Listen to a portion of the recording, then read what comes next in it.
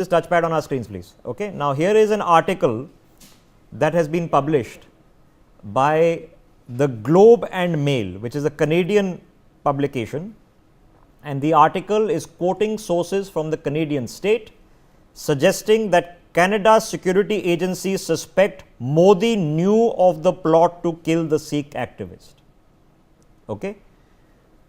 Now, how do you get information? How does Globe and Mail get information from Canadian intelligence sources? That means somebody has given them the information, somebody from the Canadian intelligence, okay, has been in touch with a correspondent, the editor of the Globe and Mail, and said, we suspect India's Prime Minister knew that they were plotting to kill Nijar. Okay. So, they are targeting who? They are targeting Narendra Modi, the name is written there. Okay. Modi, they are saying, because 2 weeks ago they said Amit Shah. That was also a plant. Okay. Came out leaked in the press that Amit Shah was part of the plot. So, they are saying India's elected Prime Minister is running assassination plots. Right. Now, this, ladies and gentlemen, is CDPQ. Can we keep this on our screens? Follow, stay with me. Okay. We are a global investment group present in all major markets with 452 billion Canadian dollars in assets and offices in 10 countries, including incidentally in India. Why is this unreadable? Can you fix it, please? We invest constructive capital. CDPQ is a pension fund with 450 billion Canadian dollars in global investments in 10 countries, including in India. Who runs CDPQ? That's the chairman of the board. That's the president and CEO, the corporate directors, consultants. Okay. So, the Canadian government on the same day alleges that the Prime Minister of India is running assassination plots. Okay. Forget the Home Minister, the Prime Minister is running the assassination, not the High Commissioner, not the intelligence agencies, not the Home Minister. The Prime Minister of the country had a meeting and said, okay, send an assassin, kill. That's what the Canadians are alleging. On the same day, we get this from a US prosecutor's office. Now, which US prosecutor? Which state is prosecuting this case? Who can help me out? It's the state of New York that is prosecuting this case. All right. Now, which other cases is the state of New York prosecuting? What could it be?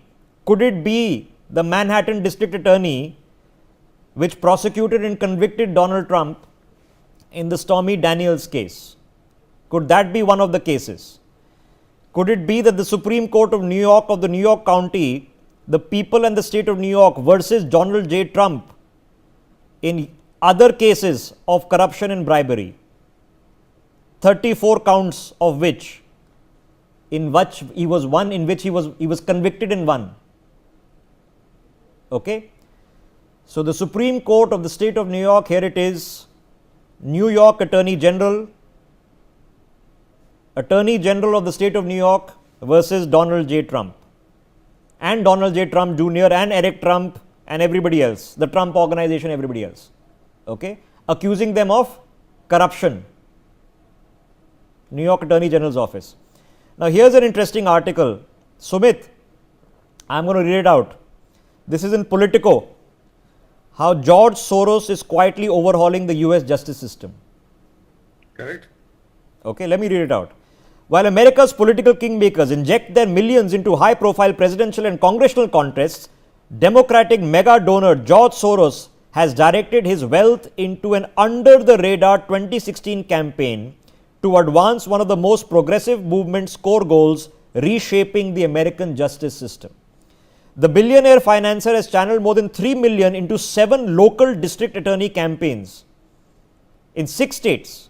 Now, once again, let me point out, New York, okay, this is in several other states. A sum that exceeds the total spent on the 2016 presidential campaign by all but a handful of rival super donors. George Soros gave more money to the DAs, district attorneys, campaigns in states than he himself or anybody else contributed to the presidential campaigns in 2016. All right. His money has supported African American Hispanic candidates for these powerful local roles, all of whom ran on platforms sharing major goals of Soros: racial disparities, sentencing, directing drug offenders, diversion programs, etc., etc. Okay. The prosecutor exercises the greatest discretion and power in the system. It is so important, says Andrea Steele, president of Emerge America. Okay. So, I am going to paint a picture. Donald Trump wins an election in the United States a week, 10 days ago. He is going to take over in 2 months. Within a period of 24 hours, leaks from the Canadian intelligence system accuse India's Prime Minister of masterminding assassination plots. The New York State Attorney General, which is also prosecuting cases against Donald Trump, all the 34 cases you've heard of, it's between New York and Georgia. The convictions have happened in New York. The same prosecutor's office, the same Attorney General, the same DOJ now file a charge sheet. They are filing a charge sheet of corruption allegations alleging the largest corruption scam where in the solar renewable energy sector, which is booming currently in India. We now have the largest solar parks in the world. So, they are saying the solar parks, the largest park in the world, no. You see, you can't even sell the power. In order to sell the power from solar energy, you need to bribe the officials. Who's bribing the officials? Gautam Adani is.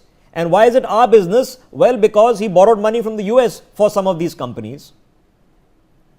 And we have known as a matter of historical record that a certain individual named George Soros, who has publicly commented on the Hindenburg report, saying that Modi needs to answer on Adani. George Soros, okay, who is known for funding district attorney campaigns. So, this is a picture.